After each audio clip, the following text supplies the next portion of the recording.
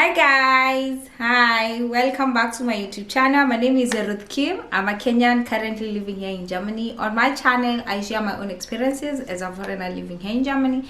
I share ways on how you can move to Germany legally, or the best ways you can move to Germany. I'm a nurse, so I also talk a lot about nursing here in Germany, and I'm also trying to encourage people to do other professionals. Like, I'm inviting people who have different professionals than me to come and share their stories. So if you are a newbie here in Germany, you can be able to look or find your ways, which is the best way for you to go. Like, yes.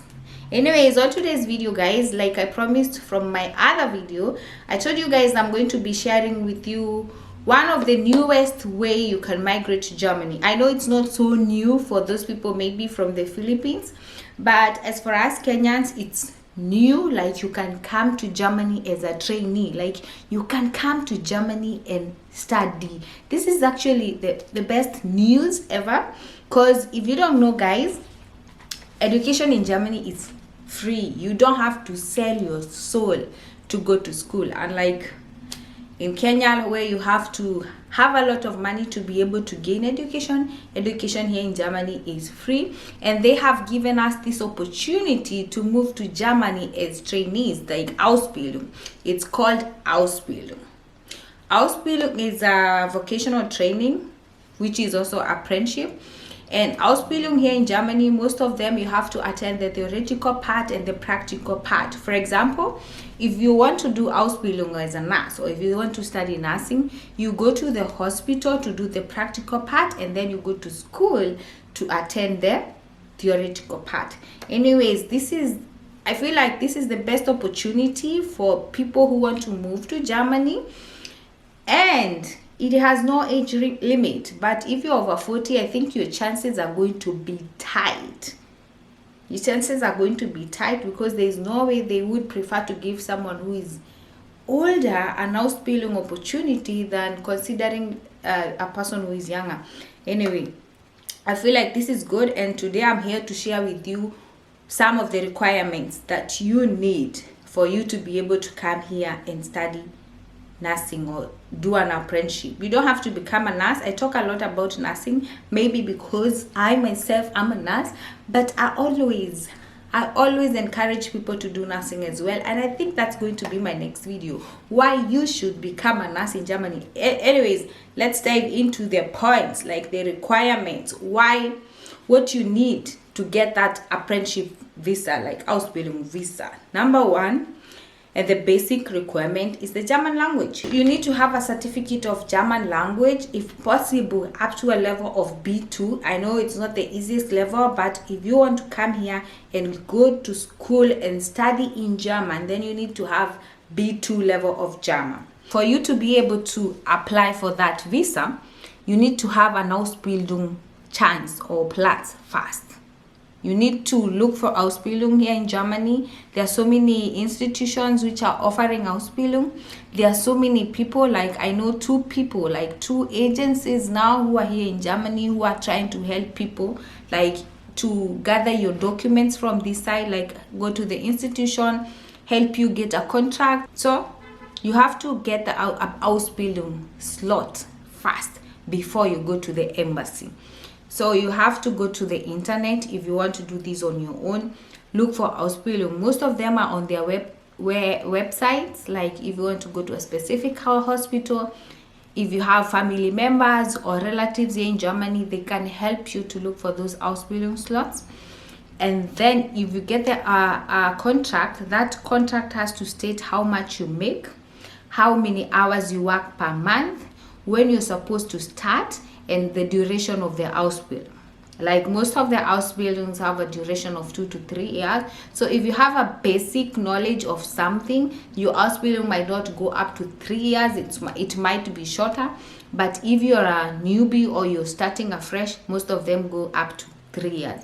So another basic requirement is a contract. And on that contract, date when you're supposed to start, how much you're supposed to make, everything that you're going to get from that job. Even if you're going to get accommodation, it's also a plus point, but always ask if they offer accommodation before you start.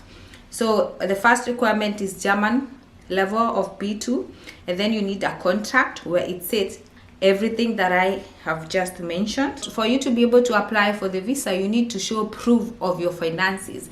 You have 3 ways to show proof of your finances. One is by showing your contract, your job, your Ausbildung contract, where it states how much you make.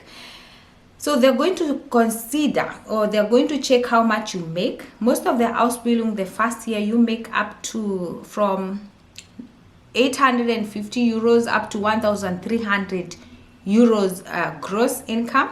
So most of the time, that salary is enough to be able to cater for you, especially if the organization or the institution that you're doing the Ausbildung with is providing accommodation. So you have 3 ways to prove your finances. One, if the contract shows how much you make, if you're getting accommodation, like if you have enough money in your contract to be able to sustain you here in Germany, then you're sorted. But if you're doing an Ausbildung where maybe you're getting 700 euros, and then that's gross, so when it comes to netto, it's less. You need to have like a standard amount to be able to sustain you here in Germany. And I think the minimum cost of living like today is 835, and you need to have that minimum wage for them to be able to give you visa. So if your Ausbildung payment is not enough to get you up to these 835, you have 2 chances. You can get a blocked account, like you don't have to put 10,000 euros like the student one. You can put something small, like maybe 4,000 or 3,000 euros, to show that after your salary, like after you get paid, you still have something that can be able to sustain you. That is number 2. And number 3 is a Verpflichtungserklärung. If you have friends or relatives that you know who live in here in Germany, they can sign you a document that's called Verpflichtungserklärung to show that they are going to be there for you, or they are going to support you in time of need. Okay, I hope that one is clear. If your contract does not give you more than 835, then you can have a Verpflichtungserklärung where your friend, that's a Verpflichtungserklärung is an obligation letter where your friend can state, or your family member can state, that they're going to be there for you, or they're going to support you in time of need, or you can have a blocked account. Are we together up to this point? By the way, before I continue, you can always go to the German embassy of the place where you come from, like if you come from Nairobi, German embassy Nairobi, or if you come from Kenya, and then go check out the requirements. As for us Kenyans, on the German embassy page, they don't have the exact Ausbildung visa, so you're going to use the student or those people who are coming to study application form, or the requirements. They are the same, but instead of like providing document from your university, you're going to be providing documents from your institution or the people who are going to give you Ausbildung. So there are the other common requirements like valid passport, biometric picture, application form that you're going to get from the Germany embassy website. Birth certificate is not a must, but it's always good. Like you have to have a CV, like you have to have a curriculum vitae, like, or resume, like CV. You have your own CV, and in Germany it's very, very important you state every year what you did. Like if you did nothing from 2010 to 2013, you have to state where you were for those 3 years or for those 2 years. So you have to be specific, everything about you on that document. I think another additional point is to have a good conduct. That's going to be good. On top of your CV, it's going to be an added point if you have a motivational letter. Motivational letter. Be specific, less drama, and get to the point. Don't be dramatic or try to describe something that you're even not sure of. Just be realistic, less drama, and straight to the point when it comes to writing a motivational letter. I think there's so many motivational letters here on YouTube, so if you need to see how people do that or how to do it, watch some videos here on YouTube. I think I've watched a few of them, and it's not so complicated. And then you need a copy of your high school certificates, like if you've gone to school before, like after high school, maybe you did some courses. That's an additional point. Like you have to have between 9 to 13 years of education, and for us it's up to high school for you to be able to do the Ausbildung. If you don't have more than 9 years of school, then it's going to be hard for you to be able to do Ausbildung. So, and when it comes to your certificates, some of the organization or the institutions that are going to give you the Ausbildung might ask you to get your document recognized, which is a bit tricky if you're in Kenya. And like I mentioned earlier, we have some agencies, or we have some people here in Germany who are trying to help people with that. But if you're in Kenya and they ask you to get your documents recognized, there's a database page called ANABIN where you can send your documents to be recognized. One thing I would like to tell you is that never send your original documents. Never send your original certificates. Make a copy of your certificates. Go to one of the government offices and get them to make a stamp. How do you call that? To verify that document, that you go with the original document and a copy, and one of the government offices is going to stamp, so that when you send those papers here in Germany, they are going to see that those papers are legit. But never send your original documents, because you don't know where they're going to end up, or maybe they're not going to end up in the right places, and then you end up losing your documents. So like I said, this Ausbildung or this apprenticeship has no age limit, but I think if you're above 40, I don't know, but you can still try. Another thing is, let's say now you have all your documents, and before you go to the embassy, make sure you have all your documents. Make sure you check on the internet how many copies you need to have, or you have to have, for you to be able to submit or to go for the visa interview.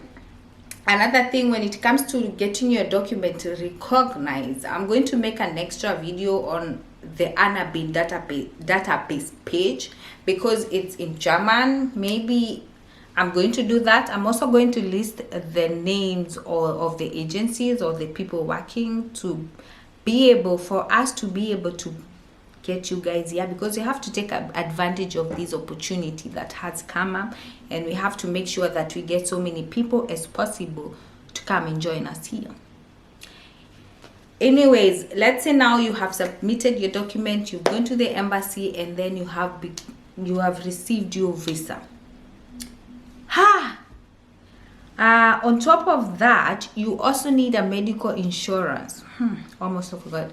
You also need a medical insurance to cover you for you, like while you're traveling and before you get there. So I would suggest you go maybe for ADAT for the 3 months medical insurance, and then when you come here, you're going to change it into a government medical insurance, because when you start doing the apprenticeship, you're going to be covered. Like the apprenticeship itself is going to pay for your medical insurance, so you're going to change it from the private medical insurance into the government medical insurance.